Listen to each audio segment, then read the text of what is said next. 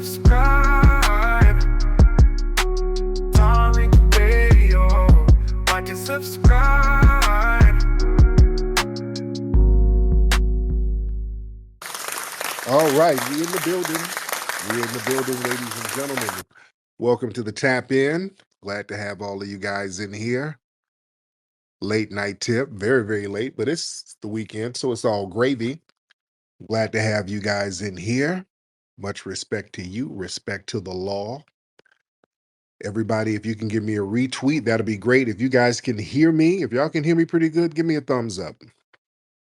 If you guys can hear me, give me a thumbs up, ladies and gentlemen.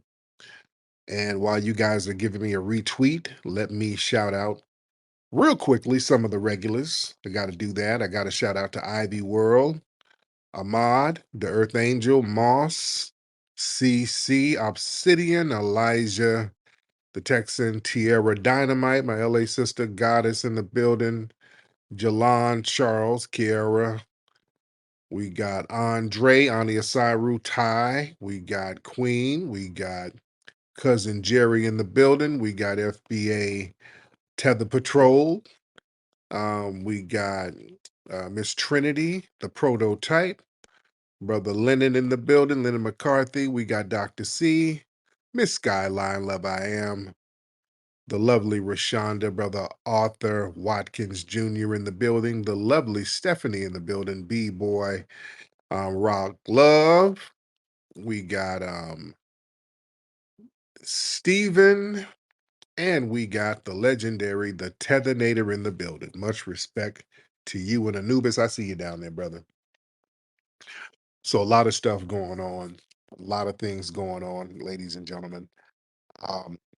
I've been arguing with Grok. That's why, excuse me.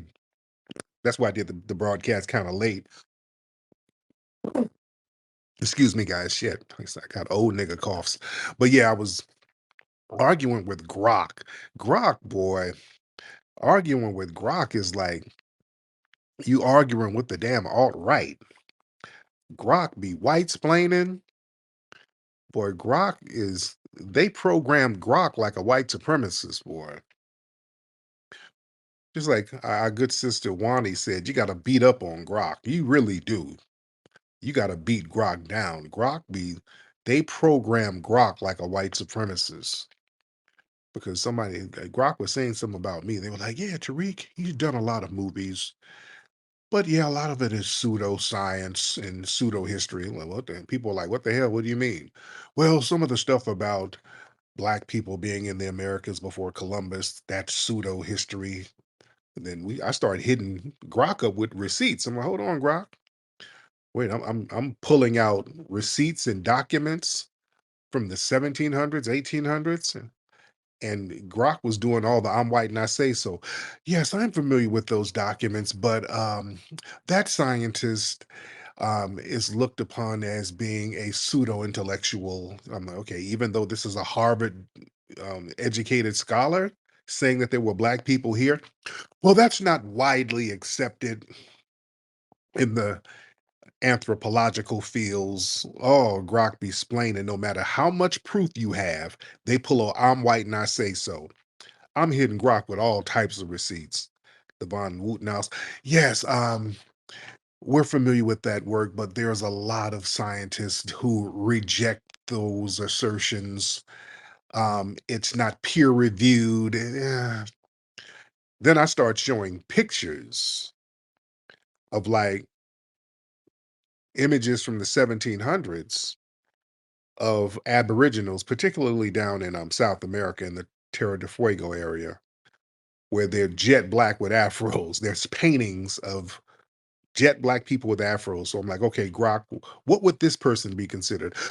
Well, according to research, that person originated from Asia and they would be more an Asiatic indigenous. I said, okay, Grok. See, this is where you got to beat up on Grok. You got to pin Grok down because they'll start splaining and denying. So I said, Grok, what kind of hairstyle does this person have? Can you describe this person physically? Yes, it's a dark skinned person with curly hair and broad features and a broad nose. Okay. More about that curly hair. You just got to keep asking Grok questions to pin Grok down. Okay, the curly hair. What hairstyle would you consider that, Grok? Well, tightly coiled, textured, wavy. I mean, Grok was just going all around the block with the shit. I said, okay, Grok, if that person was alive today in modern terms, what kind of hairstyle would that person have? Well, in modern terms, it would be considered Afro textured, but the person genealogy is Asiatic. No, no, no, no, no, Grok, Grok. Okay, now we got Afro. Why was it so hard to say Afro? So you got to pin Grok down. So, Grok, if that person was alive today and they had on contemporary clothes and they had that Afro, what would that person be considered racially? Well, the person would be considered probably black, but the thing is the genetics and the H1B and it starts splaining. Grok, stop splaining. Stop splaining, Grok. See, you got to pin this shit down because they programmed it to do all of that damn white splaining and babbling. So it's very interesting how they do the AI. So they let the AI do all the lying for them. You know. But shout out to everybody here, brother Steven. Shout out to you. You know what? People are still talking about this narrative. Like the other day, singer Ari Lennox, she did a podcast and she was talking about the show Martin, and I did a broadcast mentioning that the other day, talking about the show Martin and how Martin used to insult the Pam character, and she felt like, oh, it's kind of colorist. Oh, I didn't like it. Oh, I felt a certain way about it. And now a lot of people are kind of chiming in on that narrative. And a lot of these people are foreigners. They're bringing their colorist insecurities in the mix, saying, "Oh, I could never relate to Martin because yeah, he was insulting Pam, and a lot of black men don't be liking black women because it's colorist." And so, a lot of people are trying to jump on the conversation who are from different cultures and they don't really understand our culture. These are people who deep down they couldn't really relate to the Martins and stuff like that because the humor was really rooted in foundational Black American culture. So a lot of them couldn't really relate to the nuances of it. But this whole narrative that it's a colorist thing that the Pam character was getting insulted by Martin, no, it's not.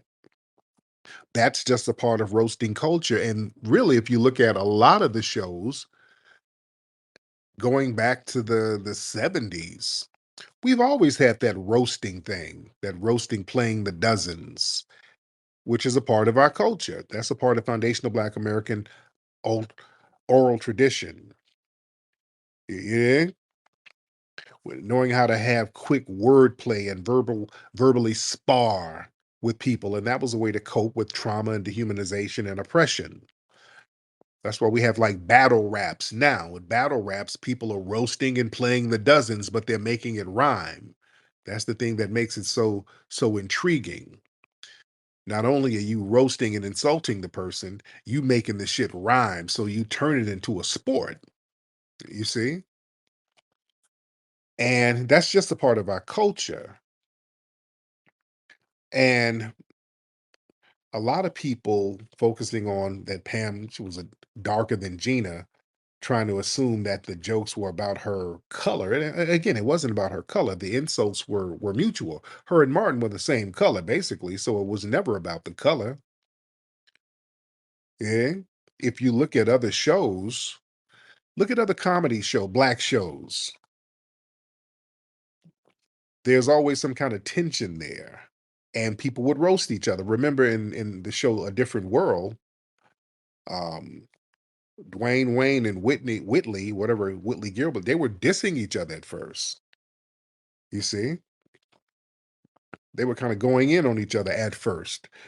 Um, Look at other shows like The Jeffersons, the character Florence. Florence was lighter skinned, but she was going in on George Jefferson. Her and George Jefferson used to go at it. That was just a part of the culture, part of the roasting thing. And George would roast everybody. He'd get on Helen because she was bedwenching, calling her husband all types of hunkies. George was vicious with it. Man, George had a mouthpiece out of this world. George going on everybody. Everybody was a damn hunky and a cracker. Everybody, he was equal opportunity with the mouthpiece. Yeah. Uh, but the Martin show, it was built on mutual roasting. She would get on him about being short, and it was a mutual thing, and that was central to the show's humor. Yeah, that was that whole barbershop beauty shop culture where people roast each other as a form of social bonding. And there were other shows who did. Look at the black shows back in the 70s.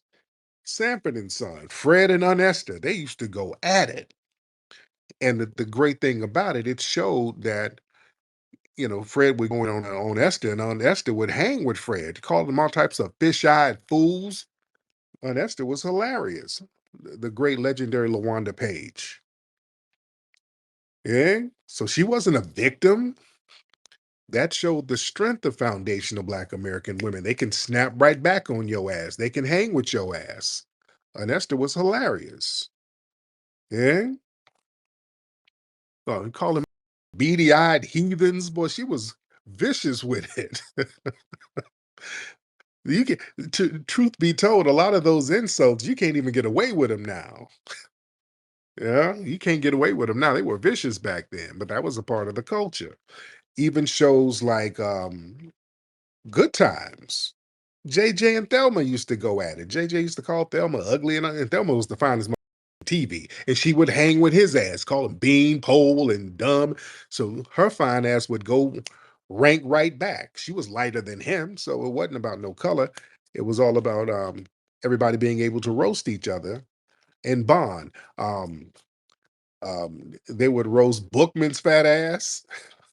Walona be going in on Bookman. They were tearing each other up on the show. That was part of the culture, calling his big ass booger, buffalo butt. They call y'all think about them shows back then, man. They were vicious. Even What's Happening. They were Shirley and Rerun and all them cats be going at it. Shirley, she be going crushing folks. Yeah. Even going into the 90s, you had shows like The Parkers and Nikki Parker and Professor Ogilvy, Living Single. You had two dark characters going in on each other, Kyle and Maxine, and then there was some sexual tension there. Then they got with each other because they used to hate each other, they used to snap on each other. Then they ended up getting with each other. So that was a part of the whole vibe and the bonding, because a lot of the roasting, um, a lot of it had to do with underlying respect to a certain degree. You see, a lot of it had to do with a lot of underlining respect, because like Florence might have insulted George Jefferson, but she was loyal to the family. Like Pam would insult Martin and he would insult her, but she still supported Gina. That was her homegirl. And there were episodes where I remember some chick tried to clown Pam, and then Martin said, "Hey, that's my homegirl. Yeah, I can do that, but you can't do that." You understand? So there was always a respect there with the character. That's what roasting is. You roast each other, but there's still a certain level of respect there. You see? Just like Kyle and Maxine, they were roasting each other, but deep down that was sexual tension. They really respected and liked each other and got with each other. You see, so people got to just understand that part of the culture, and also just that insult comedy. That's not exclusive to the black shows. A lot of shows were on that vibe. Look at shows like Roseanne; they were going in on each other, her and Dan and all those guys. Um, Cartoons like Family Guy, everybody's roasting each other. Family Guy goes in on everybody. But go back into the 70s. Y'all remember All in the Family with Archie Bunker? He would go in on his damn wife. He called his wife all types of dingbats. He called Edith Bunker all types of shit. He called her dingbat, called his son-in-law a meathead. So yeah, it was vicious. So that was just a part of the game. Yeah. But the thing is, like I said, the sisters, they're not passive in black roasting culture. Yeah, Married with Children, my brother Mikhail just reminded me, Married with Children. Al Bundy went in on Peg, the kids, everybody. Al Bundy snapped on everybody. You know? That's just a part of the game. But like I said, the sisters are not passive in black roasting culture. A lot of the sisters like Pam, Anesta Florence, Maxine Shaw, Nikki Parker, they dished it out just as much as they brought it. Monique, hilarious, often coming out on top. So that's a part of the culture that shows the strength of a lot of foundational Black American women. That sassy, quick-witted mouthpiece where you ain't gonna let nobody talk down at you. You can come back on them and slice them up. So that was an empowering thing because a lot of women can't do that. That's some FBA women are quick with the mouthpiece. I've seen some FBA women tear down. You know what I'm saying? Just break somebody down with the mouthpiece. And a lot of women ain't got it like that. So that was something that a lot of people admired about those sisters to a certain degree. So yeah, don't try to play them off as victims. They weren't. They knew how to handle themselves verbally. They knew how to come back with a sharp mouthpiece. See, a lot of these people now, because you got a lot of folks who ain't of the culture, they really don't understand our cultural nuances. And also, you got a lot of people raised in sensitivity focused societies now where you can't say nothing. and Everything has to be inclusive. If a dude like you in school and if a dude come in with some booty shorts on and some flip-flops, you can't roast him now. Whereas back in the day, we like that up. You you come to school extra sassy or whatever, you getting lit up verbally. You gonna get the business. So now it's everything is real sensitive. Yeah, you get sent to the office if you start roasting cats now. Oh, well, that's a violation. We got a diversity rule here at the school. You can't talk about his hairline. Yes, just because he has on some his toenails got acrylics on it, you can't say nothing. You can't. Yes, he has a big water head, but you can't talk about it. And you can't say nothing about his head. So it's that thing. So you a lot of soft skin out here. You understand? A lot of mutual roasting. People look at it as abuse now instead of seeing it as communal humor that's been a part of our experience. That's why the tether's always running around here crying. Tether's always running around here. "Yo, I don't like FBAs, niggas. You FBAs head us." Man, if y'all listen, especially the men, y'all need to shut the up. Ain't y'all niggas got roasted. We be roasting y'all. Y'all try to roast us, and then we roast your stupid ass back, and then you start crying. Nigga, you got roasted. Right? Wipe the tears off your pussy and hold your head up, nigga. God damn, stop whining all the time. It ain't that serious. You hit us, you hit the motherland, you hit Africa, nigga. Don't we, nigga, you just got roasted. We ain't thinking about you. Things all broke down and hurt. We're not thinking about you. Your stupid ass just got roasted. We roast everybody. You ain't special. You came in with the bullshit and got roasted. Now you walking around traumatized. I'm abused. The xenophobia. Nigga, no, it don't work like that. You can't tell the principal. There's no principal to tell. You can't tell the principal on this. So you don't know who to tell. We don't give a about you talking to white people about us. We don't give a shit about them either. So a lot of them are frustrated. They want to tell on us to somebody. Ain't nobody to tell. We don't give a shit. We are self-contained. We're good. You can't tell the principal on us. So you just come whining to us. Why you roasted me like that? You said I smell like giraffe must, nigga. That hurt me. All right, you got roasted. You just got roasted, sir, and it's okay. That's okay. Yeah, see, there's kind of been a decline in the roasting on television. a loss of cultural realism. See, a lot of these shows have become more safe and corporate. A lot of the black characters, they were stripped of their cultural realism, and it results in like this sanitized, less authentic portrayal because you got a lot of non-FBAs trying to play us, and the shit don't be funny, it don't be witty, it don't really be interesting because you got a lot of people who ain't from the culture trying to cosplay the culture, and you don't know the nuances of the culture. That's why a lot of these shows, a lot of them are trash. We don't even watch them. A lot of them are just straight up trash. But I digress. Let me get some of the family in here because we do have a lot of folks in here.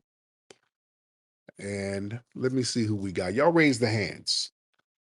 Everybody, y'all raise them hands. Oh, we got RJ. Let's get RJ in here because RJ be in here whining sometimes. RJ, hop on in here. And don't come in here whining about no Trump and all that shit. RJ, what's up? We ain't heard from you in a minute. What's up, Tariq? You good? I am great, RJ. What's going on with you? I'm good too. I'm good too. But you said don't come in whine about no Trump. But Yeah, if I came in dogging the Democrats, oh, you start clapping like a monkey. You start clapping, shucking and jiving. If we I start we came in, we don't care. This see, that's part of your custom. Y'all non-FBA's got a custom of whining too much. Y'all got to stop whining so much, RJ. That's a oh, bad you always custom. whining about that black woman in Congress that you hate, that you love to hate. Who? You was There's whining a about bunch of them I don't like. So who you talking about? Crockett, Jasmine Crockett. You love whining about Ain't nobody um thinking um. about Jasmine Crockett. You did a whole space on her. What are you talking What about? about what 3 4 months ago? I can give less than a shit about jazz. I talk about different topics, sir. If she's in the Mm, news cycle, I talk about it. I am not thinking about sure, sure. Jasmine You Crockett. know what's in the news cycle? Trump losing Oh 800,000 jobs. Lord, Lord, Lord. I don't want to hear these Democrat shield talking points. Y'all tethers whine. Y'all just whine. Oh, and I'm roasting. On roasting, you were speaking That's about not roasting. roasting. That's whining. That's No, not. no, but you were speaking about roasting No, earlier. no, no. Yeah, what you're doing is not roasting. You're just whining. Now, if No, you, no, that's just facts. He lost 800,000 jobs. That's just a okay, fact. we know, I don't care. But Yeah, yeah, of course you don't care. Like I said, I because don't. you're rich, you It's don't just care. it's Democrat shield talking points. Don't care. It's just more No, it's facts. It's just facts. okay. If you're gonna roast something, roast that bush meat in your luggage. Let's do that, RJ. Nobody wants to hear that whining. I just But you were talking. I get by. I don't want to hear tether whining. Good Lord. They have a custom of just whining over and over. God, that shit is lame. That's why people delineate, man. Y'all wonder why people want to delineate. People don't want to be around that shit, man. People are tired. People do not want to be around that. All right, Bernie, what's up, Bernie? Mr. Bernie. All right. While we're waiting on Bernie, he ain't saying nothing. I'm gonna get brother Steven in the building. All right. Bernie and Steven. Steven, hop on in, brother. Hey, how's it going? It's Steven. I'm commenting on there's a Ghanaian guy talking about Black American gospel music, and I was just very disappointed about that. I was like, you don't know why we're singing. I was shocked. I didn't even know who this guy was until I heard that clip. Yeah. But it's crazy. Yeah, I posted it. We run all the time when we're singing. Like that's what we do. Like that's oh my gosh. Yeah. Oh yeah, yeah. I did a whole breakdown. Thank you for the call. I did a whole breakdown of that. Um, that Norman Yamfee guy um talking about how we sing too hard. The black gospel singers sing too hard, and people don't want to hear all them runs and all that old nonsense. I did a whole show breaking that stuff down. So y'all check out the playback. All right, let's y'all get the hands up. Y'all get the hands up. Let's get some people in here. Let's get let me see. Blue, you want to hop in, Blue? Blue, or let's get 4ZR, the Somali. 4ZR. You in here, 4Z? Yeah, what's good, brother Tariq? How you doing? I am good, 4Z. How are you? I'm doing wonderful. I just had a little question on Trump recent posturing towards Russia. Is that okay? Now, what did he do with Russia? Basically, he stationed two strategic nuclear submarine close to Russia due to Medvedev statement towards America, I'm assuming, maybe. Okay. What's your take on that? As a pro-Trump FBA. Did you say I was pro-Trump? I'm a Trump supporter, for lack of a better word, aren't you not? Are you a Trump supporter? Yeah, I support him, his policy towards the borders and stuff, yeah. I didn't vote for Trump. I didn't vote for Trump. Uh, no, I've been following you like for more than a year, so I sometimes I've seen you, actually supporting Trump or advocating, for policy from Trump. So maybe I'm mixing things up, but what's your take on his recent posturing and statements towards But Russia? What's your take on that? we just got to get some things clear. But you just can't say something that's emphatically unfactual. I didn't Am vote. I wrong? I didn't vote for Trump. No, I didn't. I didn't vote for Trump. Okay, then I apologize. Right. Yeah, y'all can't do that. This is why folks keep delineating from you guys because y'all just be saying shit and knowing you know good and well I didn't vote for Trump. If you've listened to me, I've No, said I heard you saying that Biden basically is, I mean, Trump is better than Biden. You right. were actually aligning with Trump on certain policies. So I just concluded maybe that you were pro-Trump. Then, if I miscalculated, then I apologize. But I'm, what's your take on? that's not Yeah, miscalculated. You're just being dishonest. So you got to own up to that. A lot of you guys are. no, I was actually I was being genuine there. No, you're not. You're being dishonest. See, y'all can't do that passive aggressive stuff and act like you just made a mistake. You said that to be dishonest. I'm dead ass story. No, no, no, no. You smell like ass, but you were being very dishonest. You don't do that. I don't like dishonesty. That's why. Tariq, I wash mask. What are you talking about? You use wipes. No, no, no. You wash with a cow's ass. You let cows pee on your scalp. So that's a different thing, sir. You wash with ass, all right? But you can't be here lying. We don't let that happen. Tariq, let's stop with the aggressive stuff. Can we just be neutral and But just talk geopolitics? I just don't like lies from tethers. I just You just took a jab at me, Tariq. I did, and they took a jab. What's with that? They took a jab to give you some malaria shots too. But that doesn't mean lie. We don't need you in here lying. That's what I'm saying, sir. Uh, Tariq, I never caught malaria. thank you so much. All right. I just have a zero tolerance for tether lies. I really do. It's enough. I have a zero tolerance for it. I just don't want to hear it. They lie way too much. Too many of them come in and lying is almost like Tourette's. You just come in and just start lying back to back. Just God damn. That's why I don't respect the conversation. I'm not really going to have a conversation with you. You come in lying. I don't respect the conversation. We're not going to have a good faith combo. I didn't, you know good and well I didn't vote. They know that. They'll listen to me all the time. So don't just be saying stuff. RJ does that too, that lying tether shit. Come on now. That's why people trying to charge you to the game. Let's get Joy in here. Joy, Joy to be. What's up, Joy? Well, hold on, let me get Blue. What's good? Oh, I get Joy. What's up, Joy? How are you? I'm chilling. What about you? How's your day? Everything is great, Joy. Now, you called before, right? Yeah, I have. Now, where you from again, Joy? Canada. Canada? Yep. Okay, by way of what? Pardon? Canada by way of what? Like I live in Canada. No, sweetie. Your grandparents. Where are your grandparents from? Oh, my grandparents. My grandparents were originally from Nepal, but we had family already here in There. Canada. There you go. That's what we wanted to know. So, what's on your mind, dear? I just wanted to say that I hope you have a lovely day and stuff, and I hope everyone else is having a lovely day. Mm, And that I hope everyone is blessed, and like I hope um everyone gets everything that they want and dream of. okay. And are you? And I really enjoy your spaces, Tariq. What do you like about my spaces, dear? I like that you're so open to many different people, and that you're able to give a voice to others Mm-hmm. to where they're able to express themselves. and that's a lovely thing. Like, it's one of the best things. Yes, ma'am. There it is. But thank you so much, Joy. I appreciate you, dear. All right, Blue, are you ready, Blue? All right, Blue isn't saying anything, so I'm going to get East Side in the building. East Side, hop on in. What's going on with you, Rick? I'm good, brother. How are you, East? Oh man, I'm chilling, man. You know, on the plantation right now. But check it. Back to the old roasting thing.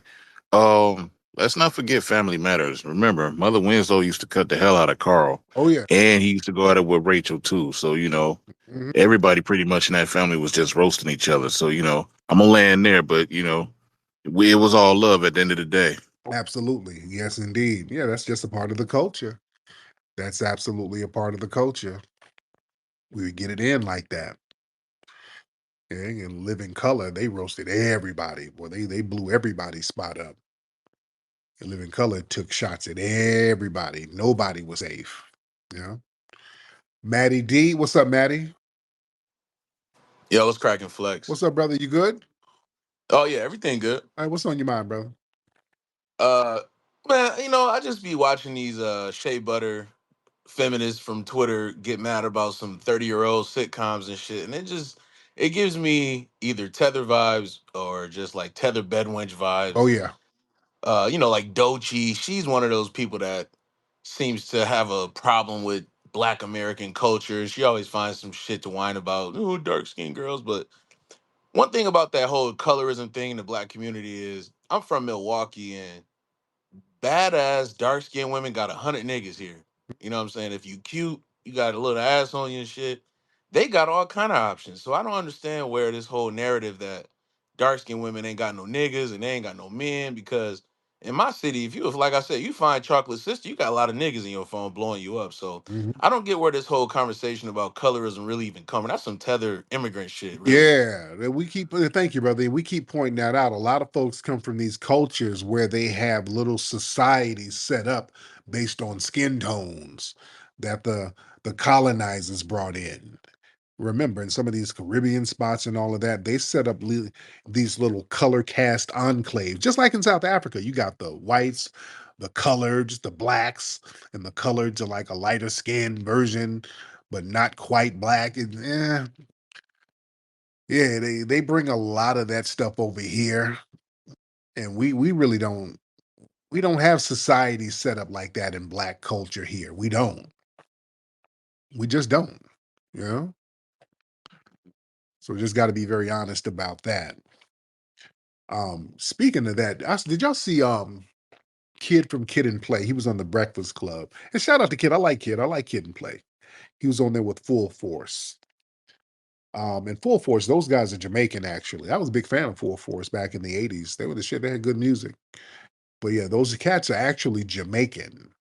And Kid from Kid and Play, he was on the Breakfast Club. He was talking about, growing up. And his mother was white, but I think she died early on. So he said he was raised by his Jamaican father. His dad was Jamaican. And Kid was talking about when he wanted to do hip hop, his dad didn't like it. His dad was like, and this was very interesting how he said it. He was like, look at you. You really want to be a part of that black life, don't you? You want to be a part of that black life. Yeah, what is that hip hop shit and all that? And then eventually, when Kid made money, his dad warmed up to it. But that was very interesting that his dad disparagingly said, hey, you're trying to indulge in that black life, which is what we keep pointing out. They've always looked at themselves as different from us. They've always done that. So people act like we're just making stuff up when we point out the fact that they've delineated from us first and only click back up with us symbolically when they can get something out of it. But these other cultures, they delineate. See, they've been doing this stuff privately in their homes, and we just didn't know about it. In these homes, these folks have been sitting up here talking so much crap about us. They've been othering us the whole time. Not all. And a lot of the kids, the offspring, some of them kind of grew out of it and they didn't want to have no part of their family's xenophobia towards us. But a lot of them internalized it, and that's been a thing. A lot of them had this real weird vibe against us and they delineated. And look, we remember back in the 90s, early 2000s in the dating scene, uh, we would hear people all the time. You meet Caribbean chicks or whatever, or African people, and they'll correct you if you call them black. Y'all remember that? I never forgot that. They would actually correct you, like, "Hey, what's up, my black sister?" "No, no, I'm not black. I'm Trinidadian."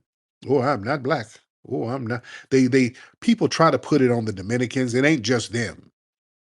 See, the Dominicans are real open with it. "Oh, well, I'm not black. I'm not black." No, the Trinidadians, Haitians. I've heard I ain't black. I'm Haitian. I've heard I ain't black. I'm Jamaican.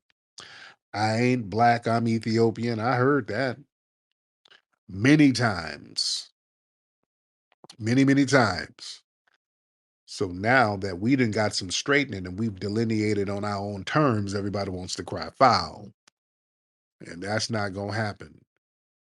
From New York Times best-selling author Tariq Nasheed comes Foundational Black American Race Baiter, the groundbreaking book shaking up the conversation on race in America. As one of the most influential voices for Black Americans today, Nasheed exposes the tactics used to manipulate, subjugate, and control Black communities. In this powerful read, Tariq Nasheed equips you with the knowledge to resist injustice and reclaim your narrative.